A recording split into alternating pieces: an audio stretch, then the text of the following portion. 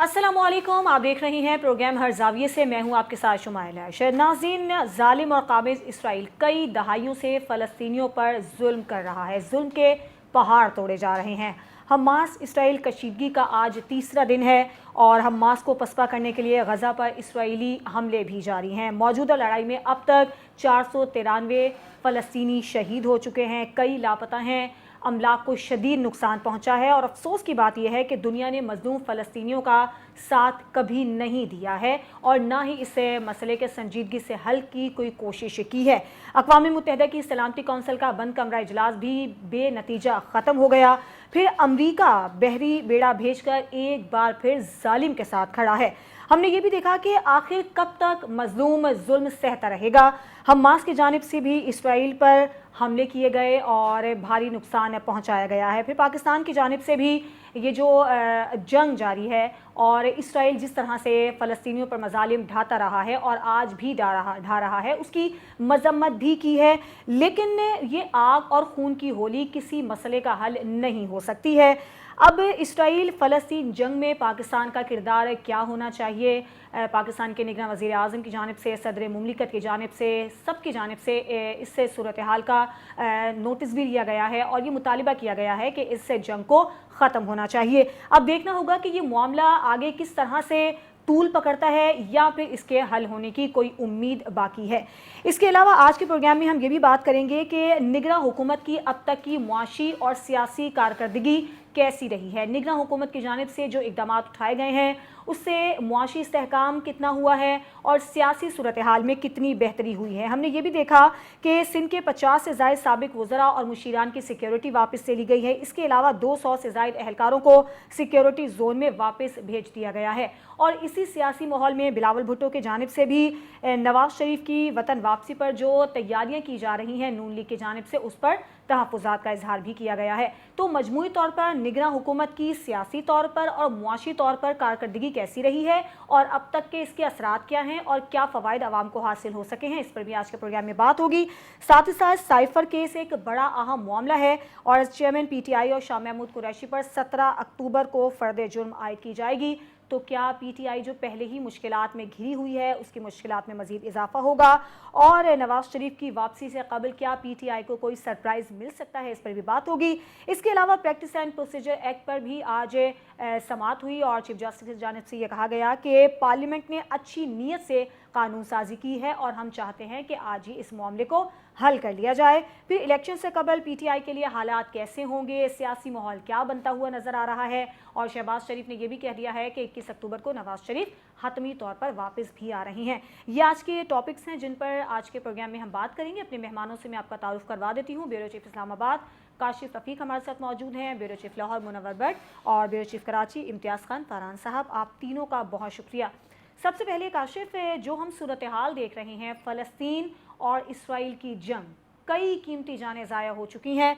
आखिर मजलूम कब तक जुल्म सहेगा? आखिर हमास की जानिब से भी इसराइल पर हमले किए गए हैं। आपको ये मामला तूल पकड़ता नज़र आ रहा है या लगता है कि अब आलमी सतह पर इस मसले का कोई हल होने को है? बिस्मिल्लाहिर्रहमानिर्रहीम। शुमाइला, देखें, ये जो कार्रवाई हमास की जानिब से इसराइल में की गई, ये कोई एक दिन की बात नहीं थी, एक दिन का किस्सा नहीं था, एक वाक़े का रद्द-ए-अमल नहीं था। ये वो तसलसल था जो जुल्म इसराइल की जानिब से निहत्ते फ़लस्तीनियों पे किया जा रहा था बेशक, बेशक। और साल से ये जारी था और गजा की पट्टी पे कब्जे का सिलसिला जारी था, किबला अव्वल की बेरहरमती का सिलसिला जारी था और जुल्म ये था कि इसराइल के इस इक़दाम पे दुनिया के बड़े बड़े इंसानी हकूक़ के अलमबरदार, इंसानी हकूक़ की तंजीमें, इंसानी हकूक़ के मुतल्लिका फोरम्स जो है वो खामोश थे। सिर्फ गुफ्तम नशिस्तम बर्खास्तम बात थी, इससे ज़्यादा कुछ नहीं था। और लगता ये था कि शायद इसराइल को एक डेलिबरेटली पुष्टपनाही दी जा रही है कि वो फ़लस्तीन का जो एरिया है उसको ग्रेजुअली इंक्रोच करे और वहाँ पे आबादकारी का सिलसिला जो है वो ज़्यादा करे और एक वक्त ऐसा है कि फ़लस्तीन भी इसराइल में जम हो जाए। अब जब आप निहत्ते लोगों पे जुल्म करेंगे, बमबारी करेंगे, उनके अपने प्यारे बच्चे, अहलिया, माँ बाप, बूढ़े जवान सब जो है इस दुनिया से रुखसत होंगे तो रद्द अमल तो होगा। اور اس رد عمل نے تمام ان لوگوں کو مجبور کیا حماس کے جھنڈے کے نیچے اکٹھا ہونے کے لیے جن کے پیارے اسرائیل کی ظلم اور بربریت کا شکار ہوئے. اور یہ وہ تمام لوگ تھے جو ایک ڈٹرمینیشن کے ساتھ پلان کر رہے تھے, اور 2 سال کے عرصے میں جو پلان کرنے کے بعد جب اٹیک کیا گیا تو اس اٹیک نے یہ کلی کھول دی کہ نہ تو اتنی بڑی فضائیہ تھی ان کے پاس, حماس کے پاس, نہ کوئی ایٹمی وار ہیڈ ہے, نہ کوئی بہت ڈیپ انٹیلیجنس آپریٹو سسٹم ہے, لیکن ان کے اندر ایک پیشن ہے, ایک جذبہ ہے, ایک ڈٹرمینیشن ہے قبلہ اول کو آزاد کرانے کے حوالے سے, اور اپنے جو انکروچڈ ایریاز ہیں, جو انکروچ ہو چکے, ان کو چھڑانے کے لیے. اب آپ دیکھیے کہ اسرائیل جو اپنے آپ کو دنیا کا ٹاپ جو دفاعی نظام رکھتا ہے, پوری دنیا کی معیشت کے اندر اس نے اپنے پنجے گاڑے ہوئے ہیں, امریکہ کی بالخصوص معیشت اس کے گرد گھومتی ہے, اسی وجہ سے امریکہ کھل کے اسرائیل کی پشت پناہی پہ آ گیا, اور اتنا بڑا انٹیلیجنس نیٹ ورک ہے, لیکن اس کو کانوں کان خبر نہیں ہوئی کہ یہ ہمارے پہ حملے کیسے ہوئے, اتنی بڑی تعداد میں میزائلز کیسے فائر ہوئے. اور ابھی بھی اسرائیل اس بات کا احاطہ کرنے کی کوشش کر رہا ہے کہ مزید کہاں کہاں پہ ہائیڈ آؤٹس میں حماس کے لوگ چھپے ہوئے ہیں, اور کہاں کہاں سے آپریشن کی کاروائیاں چل سکتی ہیں اور ہو سکتی ہیں. اور یہ بڑی کاروائی تھی جس میں ان کے جو فوجی ہیں, ان کے لوگ ہیں, ان کو بھی جو ہے وہ پکڑا گیا, اپنے پاس حماس نے اپنے پاس رکھا ہوا ہے. یہ تمام کی تمام صورتحال ایک چیز کا متقاضی ہے, ایک طرف انڈیکیشن کرتی ہے کہ اگر آپ معصوم اور مظلوم لوگوں کی آواز نہیں بنیں گے, ان کے اوپر ظلم کریں گے, تو پھر ایک وقت آئے گا کہ وہ معصوم اور مظلوم لوگ سر پہ کفن باندھ کے آپ کی طرف اٹیک کریں گے. اگر دنیا چاہتی ہے کہ اس دنیا میں امن رہے, یہ خطہ پر امن رہے, اور حماس کی اور اسرائیل کی جنگ میں مزید مسلمان شریک نہ ہو, مسلم امہ اس میں شریک نہ ہو, تو بیٹھ کے پھر ایک کلیئر کٹ پالیسی کے تحت چیزیں ڈیسائیڈ کرنی پڑیں گی. ایسا نہیں ہو سکتا کہ اسرائیل ہو یا کوئی اور ہو, وہ ہمارے قبلہ اول کی بے حرمتی کریں, وہ قرآن پاک کی بے حرمتی کریں, وہ ہمارے آقا صلی اللہ علیہ وآلہ وسلم کی بے حرمتی کریں, اور مسلمان جو ہے وہ خاموشی سے بیٹھے رہے. ایسا نہیں ہو سکتا, اور میں یہ سمجھتا ہوں کہ یہ جنگ طوالت اختیار کرے گی اور مسلمان اس میں مزید شریک ہوں گے مختلف ممالک سے. بالکل ٹھیک ہے. اچھا منور, جیسے کہ ابھی کاشف بھی بات کر رہے ہیں, کیا آپ کو لگتا ہے کہ مسلم امہ اس تنازع پر ایک پیج پر ہے, اور دوسرا یہ کہ پاکستان کا اس معاملے میں کیا کردار ہونا چاہیے؟ دیکھیں, پاکستان کو کھل کر حمایت کرنی چاہیے, کیونکہ فلسطین اور کشمیر کا جو معاملہ ہے وہ دونوں ایک ہی طرح کی نوعیت کے ہے, اور پاکستان نے اسی وجہ سے آج کے دن تک اسرائیل کو تسلیم نہیں کیا. اگرچہ بہت سی سفارتی کوششیں ہوئی, بہت سے پریشر بھی آئے, لیکن پاکستان نے کہا جب تک کشمیر کا مسئلہ ریزالو نہیں ہوتا وہ اسرائیل کو تسلیم نہیں کر سکتا. اور یہ چیز یونائٹڈ نیشن کے جو ہے وہ قراردادوں میں موجود ہے, اور اسی وجہ سے پاکستان جو ہے وہ اس نے اس معاملے میں اپنا اظہار ہمدردی جو ہے وہ فلسطینیوں کے ساتھ کیا. حالانکہ یہ جو اچانک سے جو معاملہ ہوا اس پہ بظاہر تو یہ لگ رہا ہے کہ فلسطینیوں نے آ کے اسرائیل کے اندر اٹیک کیا اور ان کی سوورینٹی کو چیلنج کیا, لیکن یہ دوسری طرف یہ دیکھا جائے کہ جہاں پہ قومیں آزادی کی جنگ لڑ رہی ہوتی ہیں اور ان کے پاس بہت زیادہ وسائل نہ ہو, تو پھر وہ اسی طرح کی ٹیرر ایکٹیویٹیز کے ذریعے ہی وہ اپنے آواز بلند کرتی ہے, اور اسی طریقے سے دنیا کو اپنی طرف متوجہ کرتی ہے تاکہ وہ لوگ ان کی بات سنیں اور ان کے مسائل کا تدارک کریں. دوسری طرف آپ نے بات کی عرب دنیا کی. عرب دنیا یا اسلامی ورلڈ جو ہے وہ اس معاملے میں سپلٹ ہے اور سپلٹ رہے گا, اور یہاں پہ تو بات اسرائیل کو تسلیم کرنے کی ہو رہی تھی. اگر یہ اچانک سے حملے نہ ہوتے تو شاید آئندہ چند ہفتوں کے بعد سعودی عرب سمیت بہت سے عرب ملک جو ہے وہ اسرائیل کے ساتھ سفارتی تعلقات قائم کر لیتے اور اس کو تسلیم کرتے. بہت سے ممالک میں تو اسرائیل کی اب پروازوں کا سلسلہ بھی شروع ہو چکا ہے.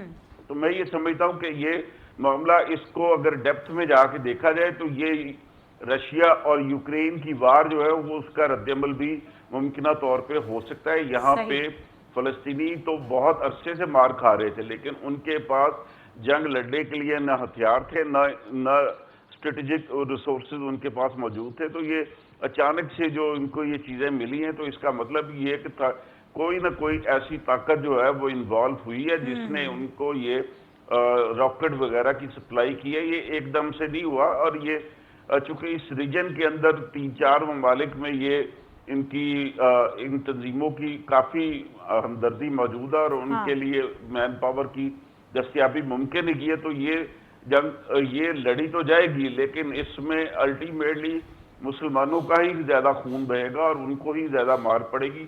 اگر پوری اسلامی دنیا بھی ایک ہو جائے تو میں نہیں سمجھتا کہ کوئی ایک ایسے ملک بھی ہوگا جو یونائٹڈ اسٹیٹس کے سامنے یا برطانیہ کے سامنے یا فرانس کے سامنے یا یورپی یونین کے سامنے کہے کہ ہاں جی یہ انہوں نے بڑی زیادتی کی ہے، اس کے لیے ہم ان کے سامنے کھڑے اور ان کی اخلاقی سپورٹ سے بڑھ کے کوئی حمایت کریں گے. تو یہ ایسا مجھے نظر نہیں آ رہا، لیکن یہ ہے کہ وہ فلسطینیوں کو ایک طویل عرصے سے باہر پڑ رہی ہے اور انہوں نے یہ رد عمل دے کے ایک دفعہ پھر دنیا کی توجہ اس جانب دلائی ہے کہ بھی ان کا مسئلہ حل کیا جانا چاہیے، ورنہ خطے میں امن نہیں ہو سکتا. ٹھیک ہے امتیاز صاحب، پاکستان کا اس معاملے میں کیا کردار ہونا چاہیے پہلے تو یہ بتائیے گا، اور دوسرا یہ کہ جیسے کہ ابھی منور بھی بات کر رہے ہیں کہ عالمی سطح پر اس مسئلے کو کبھی سنجیدگی سے لیا ہی نہیں گیا ہے. آپ کو کیا لگتا ہے یہ معاملہ طول پکڑے گا یا کچھ حل ہے، اب اس کی امید ہے؟ دیکھیں اگر یہ طول پکڑتا ہے تو پوری دنیا کا نقصان ہے. ہم یوکرائن کی جنگ کو نہیں بھولے، نہ ابھی تک بھگت رہے ہیں. یہ مہنگائی جو آپ نے پی ڈی ایم کے کھاتے میں ڈالی، کسی نے کس کے کھاتے میں ڈالی، کسی نے کہا کہ ڈالر، یہ سب اس میں ہم یوکرائن کو بھی ابتدا میں ہم نے ڈیبیٹ کی تھی، بعد میں ہم بھول گئے تھے. تو یہ والا جو معاملہ ہے اس سے پوری دنیا کو بھگتنا پڑے گا اگر یہ طول اس نے پکڑا. بٹ صاحب نے جو ایک بات کہی ہے کہ اٹریکشن والی، وہ بالکل صحیح ہے. اٹریکشن کے لیے ظاہرے کے لوگ کرتے ہیں اور وہ کامیاب رہی ہے. اور جو آپ نے اپنے انٹرو میں کہا بات وہ صحیح ہے.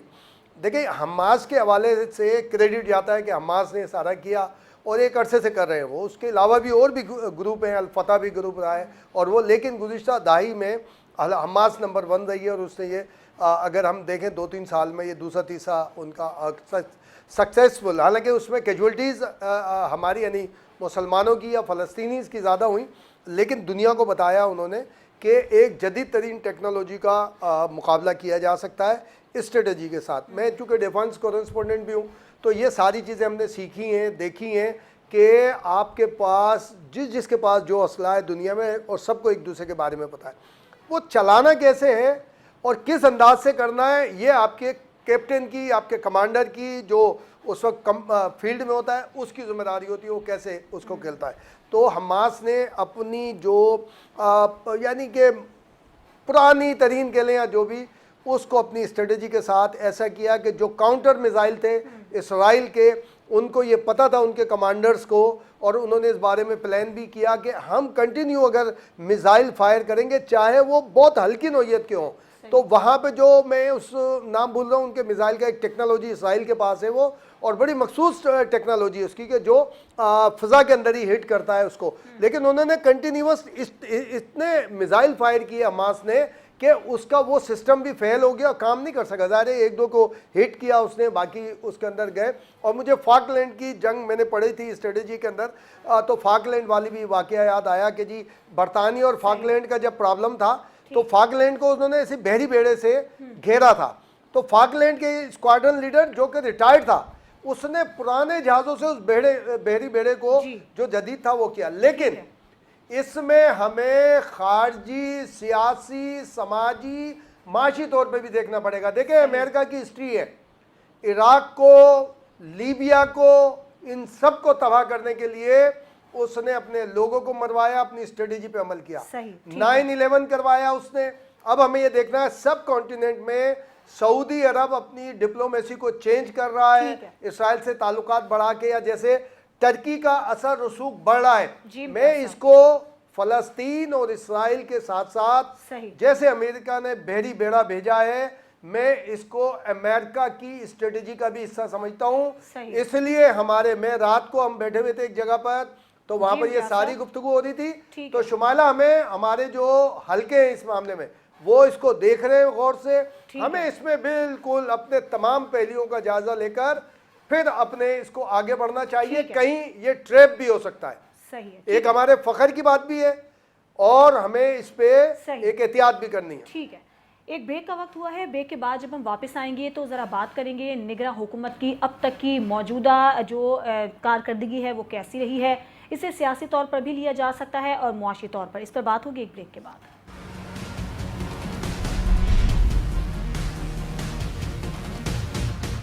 Welcome back. اب ہم بات کریں گے نگراں حکومت کی اب تک کی سیاسی طور پر اور معاشی طور پر کارکردگی کیسی رہی ہے، اس کے اثرات کیا رہے ہیں اور عوام کو کیا کوئی فائدہ پہنچا ہے، کیا مہنگائی میں کچھ کمی ہوئی ہے، اور اس کے علاوہ جو نگراں حکومت کی جانب سے اقدامات اٹھائے جا رہے ہیں ملک کے امن و امان کے حوالے سے، سیکیورٹی کے حوالے سے اور معاشی استحکام کے حوالے سے، وہ کیسے ہیں منور صاحب؟ جی بالکل، یہ نگران حکومت اب تک الیکشن کروانے کے حوالے سے پیش رفت کرنے کے علاوہ باقی شعبوں میں اس نے اچھی کارکردگی کا مظاہرہ کیا۔ اس ٹائم پہ وہ ڈالر کو انہوں نے کنٹین کر دیا، گولڈ کی پرائز وہ نیچے آ گئی، آٹے کی قیمت نیچے آ گئی، دالوں کی قیمت نیچے آ گئی، اسی طرح شہ خورنوش ان کی قیمتیں بھی تھوڑی سی کم ہوئی ہیں۔ تو یہ ایک اکنامک پالیسی جو ہے اس کے اوپر وہ سختی کرنے کی وجہ سے یہ ممکن ہو سکا، اور اس میں حکومت جو ہے اس کو تمام ریاستی اداروں کی بھی سپورٹ حاصل ہے، جس کی وجہ سے یہ چیزیں ممکن ہو سکی، ورنہ تو یہ ڈالر کو تو یہ 400 روپے پہ لے جانے کی باتیں کر رہے تھے۔ یہ حوالہ مافیا اور ہنڈی مافیا جو ہے وہ تو یہ کہہ رہا تھا کہ بھی ڈالر اب کنٹرول میں نہیں آئے گا، 400-500 کے اوپر جائے گا۔ تو یہ حکومت کے تمام اداروں نے جو بل کے ایک پیج پہ آ کے جو ڈیسیجن لیے، اس کے نتیجے میں آج جو ہے وہ ڈالر جو ہے وہ تقریباً 40-50 روپے کم ہوا، اور اس میں گریجولی اس میں مزید کمی آئے گی۔ اور یہ یہاں پہ پھر جو فوریکس کے ماہرین ہیں اور جو اسحاق ڈار صاحب ہیں ان کا حوالہ ضرور دوں گا، جن کا یہ کہنا ہے کہ ڈالر جو ہے وہ جو اس کی ایکچوئل پرائز وہ 250 کے قریب بنتی ہے۔ اور یہ اسی طرح یہ 2 دن پہلے ہماری یہ بات بھی ہوئی تھی فیڈرل منسٹر سے، تو انہوں نے بھی یہ خوشخبری قوم کو سنائی تھی آف دی کیمرہ کہ بھی یہ ڈالر جو ہے وہ جلد جو ہے وہ 250 کی قیمت میں آ جائے گا، اور اس کے بعد پھر الٹیمیٹلی پیٹرولیم کی پرائز میں بھی کمی آئے گی۔ اور انہوں نے تو یہ اندیا دیا کہ کم از کم 50 روپے فی لیٹر جو ہے وہ پیٹرول کم ہوگا۔ تو اس سے یہ آپ دیکھیں کہ پھر جو مہنگائی کا بڑھتا ہوا طوفان ہے اس میں ضرور کمی آئے گی، اگرچہ یہ معاشی حالات ملک کے اس طرح نہیں ہے کہ اب مزید کوئی ٹیکسیشن کا عمل ہو سکے، عوام جو پہلے ہی بدحالی کا شکار ہے۔ تو بہرحال یہ ایک میں یہ سمجھتا ہوں کہ یہ ٹھنڈی ہوا کا ایک جھونکا ہوگا جو غربت میں پسی عوام کو ملے گی، اور اگر حکومت نے جو دعوے کیے ہیں اگر اس پہ عمل بھی ہو گیا تو یقینی طور پہ عوام کو تھوڑا بہت ریلیف مل سکے گا۔ ٹھیک ہے امتیاز صاحب، آپ کیونکہ عوامی حلقوں میں بیٹھتے ہیں، آپ کو کیا لگ رہا ہے عوامی سطح پر نگراں حکومت کی کارکردگی کو عوام کیا سمجھ رہے ہیں، مثبت یا منفی؟ جو منور بٹ صاحب نے بات بتائی وہ پوری پرفیکٹ ہے کہ جی ایک اچھا ایک مشکل وقت میں یہ بات کی اور ایکشن لیا جا رہا ہے سارا، لیکن شمائلہ یہ بھی ایک حقیقت ہے کہ جب کیئر ٹیکر سیٹ اپ آیا تھا نا، یہ تیزی سے ڈالر بھی اور یہ ساری چیزیں اس وقت تیزی سے اور زیادہ بڑھی تھی۔ اگر آپ دیکھیں تو اس حکومت جو پی ڈی ایم کی گورنمنٹ تھی اور کیئر ٹیکر کی گورنمنٹ کے بعد جو اضافہ ہو، ابھی ہم اس لیول پہ بھی ابھی ہم نہیں پہنچے کہ جس ٹائپ اس پہ، لیکن کارکردگی کے لحاظ سے بہت اہم فیصلے کیے۔ اور جس طرح سے اسحاق ڈار نے گزشتہ روز ایک بات کہی کہ نگراں حکومت کے تمام فیصلوں کو آنے والی حکومت آنر کرے گی، امپلیمنٹ کرے گی، اٹ مینس کہ ادھر سے بھی کوآرڈینیشن ایک اویلیبل ہے جو کیٹیگر، کیونکہ بڑے ایک آپ دیکھیں کہ بڑے اہم ترین فیصلے جو کہ پالیسی سے متعلق ہیں، پاکستان کی سلامتی سے متعلق ہیں، اکنامی ہو یا کسی بھی قسم کی سلامتی ہو پاکستان کی، اس سے متعلق ہیں اور بہت اہم فیصلے ہوئے۔ ممکنہ طور پر اگر یہ شاید پی ڈی ایم کی حکومت کرنا بھی چاہتی تو شاید نہ کر پاتی، کیونکہ اس کے اوپر ایک پولیٹیکلی پریشر آتا، پھر دوسرے اب کیئر ٹیکر گورنمنٹ ہے، اس کے اوپر کم از کم پولیٹیکل پریشر نہیں ہے۔ پھر ہماری جو عسکری حلقے ہیں، جو آرمی چیف ہیں، وہ بالکل دیکھیں کراچی میں بار بار کہتا ہوں کہ جو ایپیکس کمیٹی کا اجلاس ہوا، آرمی چیف کی ضرورت نہیں تھی یہاں پر، لیکن انہوں نے آ کے اور مضبوط کیا کہ ہم سب ساتھ ہیں، آ کے بیٹھے اور انہوں نے ساری باتوں کو سنا اور گو ہیڈ کیا، اس سے اور تیزی آئی اور سارے معاملات ہوئے۔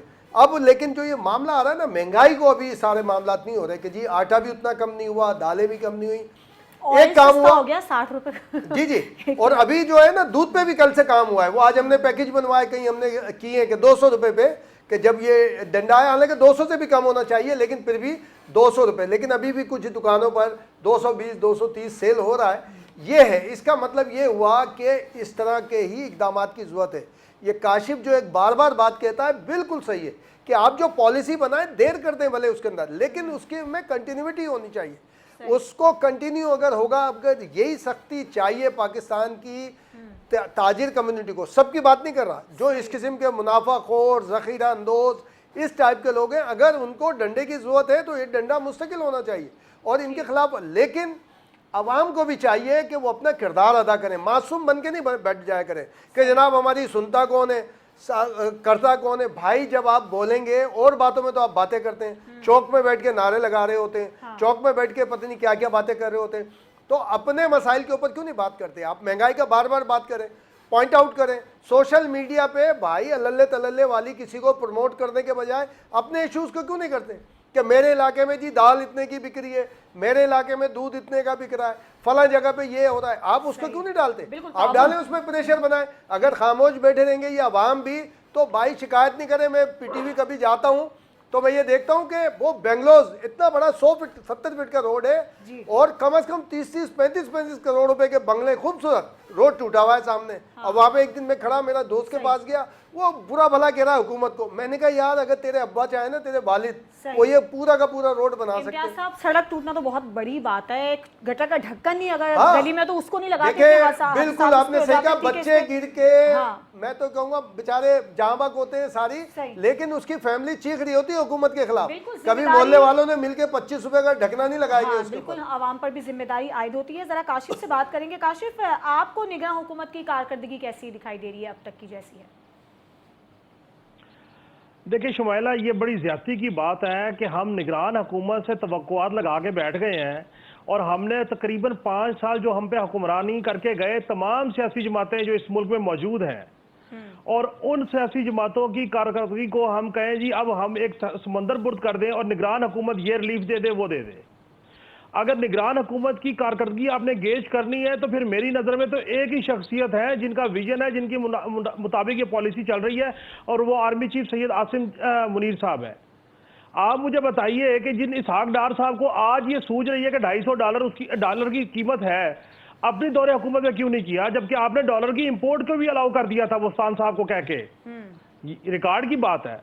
आपने क्यों बिजली कम नहीं की, आपने क्यों एक्सपेंडिचर कम नहीं किए? ये बिजली के ऊपर आज बिजली चोरों के ऊपर क्रैकडाउन हो रहा है।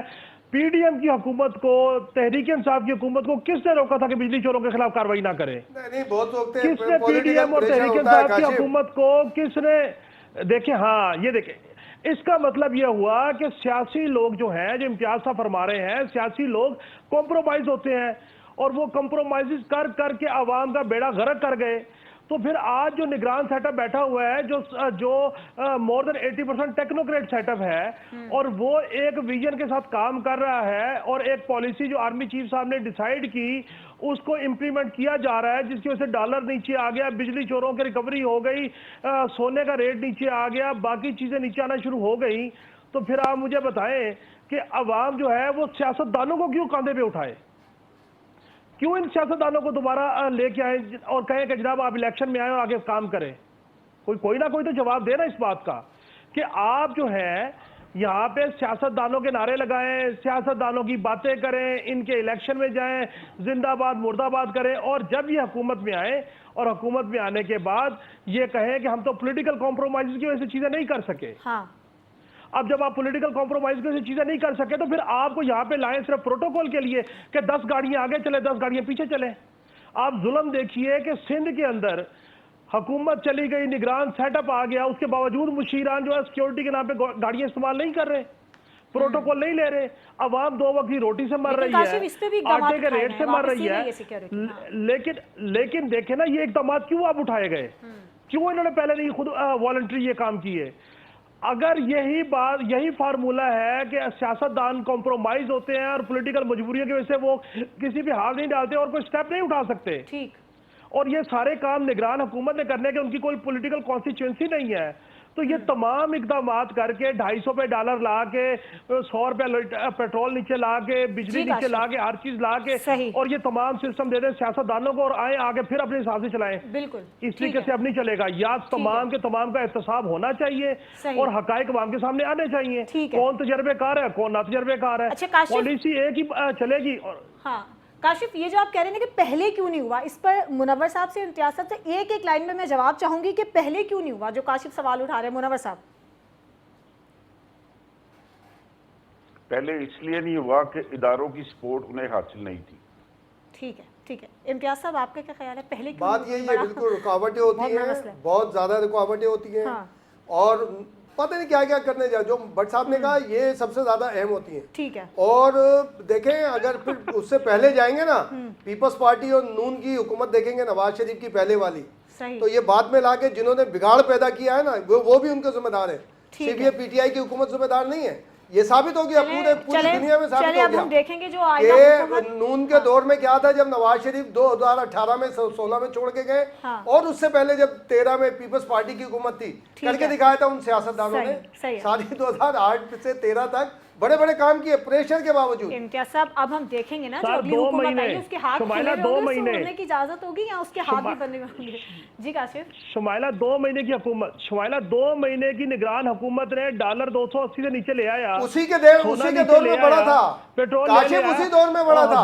پی ڈی ایم کی حکومت کے دور میں کتنے کا ڈالر تھا اور بعد میں کتنے کا ڈالر ہو گیا تھا. پیٹرول کتنا 50-60 روپے گورنمنٹ میں نہیں بڑھا. چیک تو کر لیجئے نا, میں کہہ رہا ہوں بھاجن چیک تو کیجئے نا, اسحاق ڈار کے دور میں کتنا ڈالر تھا, چیک تو کیجئے. قیمت تو چیک کر لیجئے. ایک چیز ان آفیشل تھی, آرٹیفیشل چل رہی تھی. پولیٹیکل کمپرومائزز ہے. عوام کو کیا فائدہ پہنچ رہا ہے, عوام کو سیٹ چاہیے. یہ بڑا اہم سوال ہے. ایک بریک کا وقت ہوا ہے, بریک کے بعد جب ہم واپس آئیں گے تو سائفر کیس بڑا اہم کیس ہے. اس میں chairman P T I Shah Mahmood Qureshi کو 12 اکتوبر کو فرد جرم عائد کرنے کے لیے طلب کیا گیا ہے. اس پر ہم بات کریں گے. ساتھ ہی ساتھ جو آج ایک اہم practice and procedure act case پر سماعت ہوئی ہے, اس پر چیف جسٹس نے کیا ریمارکس دی, اس پر بھی بات ہوگی بریک کے بعد.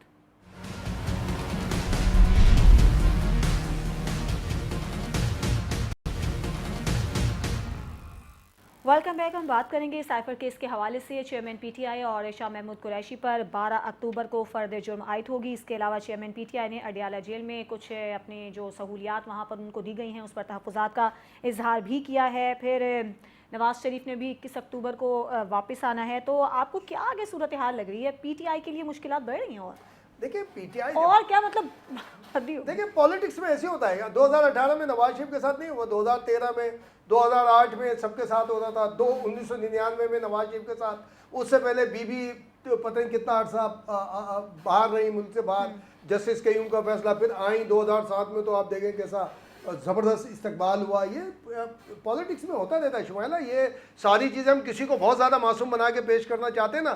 آپ یہ بتائیں 2002 میں 2003 میں بی بی شہید تھی الیکشن میں, نواز شریف تھے, کوئی بھی نہیں تھا.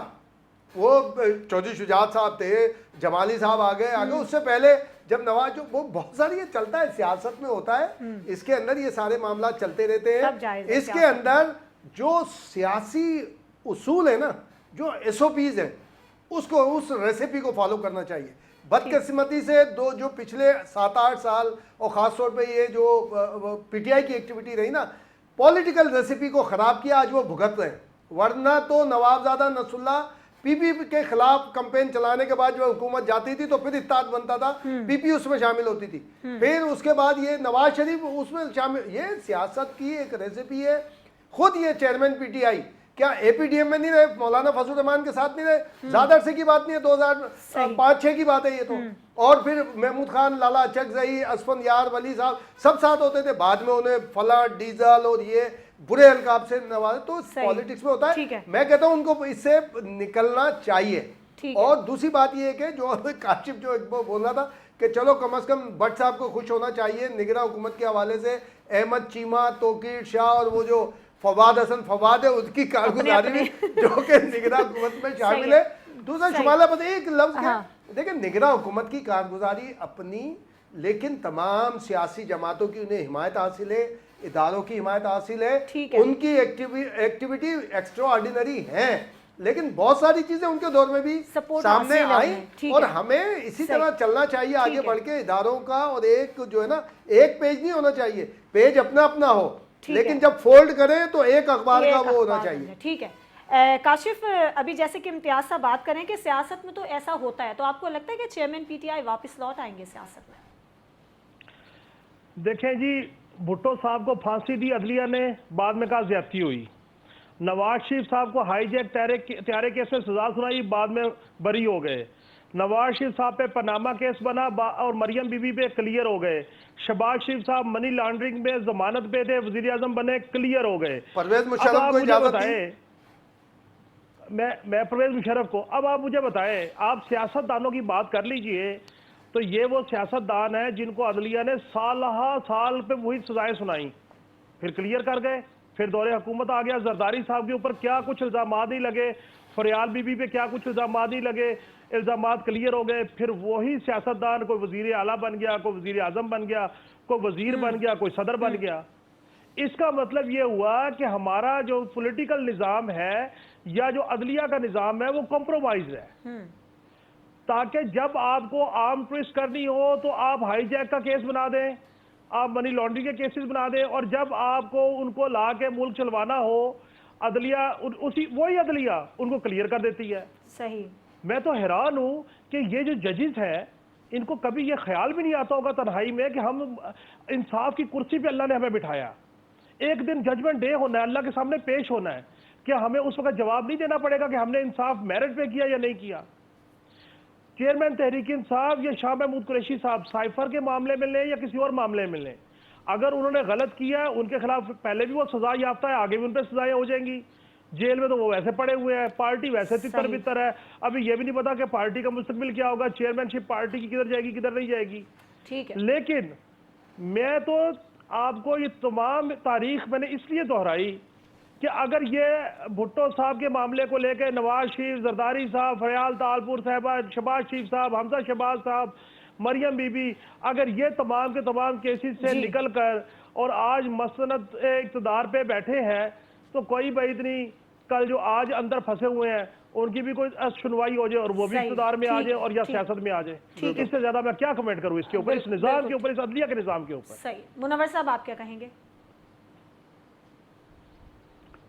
میں یہ سمجھتا ہوں کہ دو غلط مل کے ایک درست نہیں ہو سکتا. کیا نواز شریف نے طیارہ ہائی جیکنگ کروائی تھی؟ کیا ذوالفقار علی بھٹو نے کسی کو مرڈر کروایا تھا؟ کیا بے نظیر بھٹو نے کوئی غلط کام کیا تھا جو ان کے ساتھ یہ معاملہ ہوا؟ کیا انہوں نے صرف عوام کی بات کی تھی, سیاست کی بات کی تھی؟ اور کیا ان لوگوں نے, ان میں سے کسی ایک نے بھی فوجی تنصیبات پہ حملہ کروایا تھا؟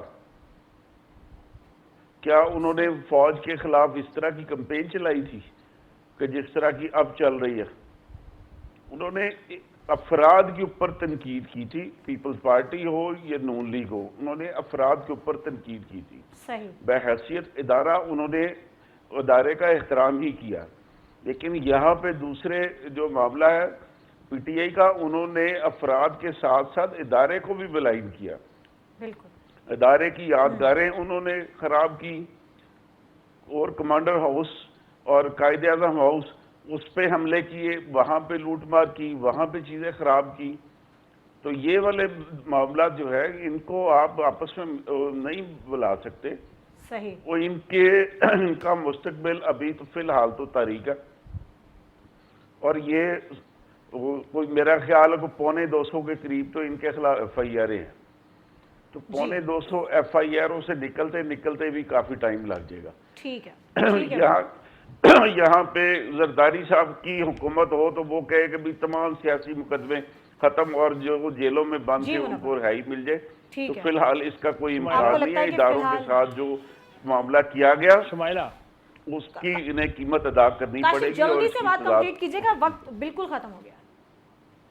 میں صرف ایک جملہ بولوں کہ یہاں پہ جن سیاستدانوں نے پریس کانفرنسز کر کے اپنی وفاداریاں بدلی ہیں, ان سب کے مقدمات کی کہیں پہ کوئی نہ پیشی ہے, نہ بات ہے, نہ سنوائی ہے. ٹھیک ہے، میں آپ تینوں کا بہت شکریہ ادا کرنا چاہوں گی. پروگرام کا وقت بالکل ختم ہو گیا ہے اور سیاست میں کچھ بھی حتمی نہیں ہے. وقت، حالات اور سیاست کب بدل جائے کچھ کہا نہیں جا سکتا ہے. آج کے پروگرام سے اجازت دیجیے. اللہ حافظ.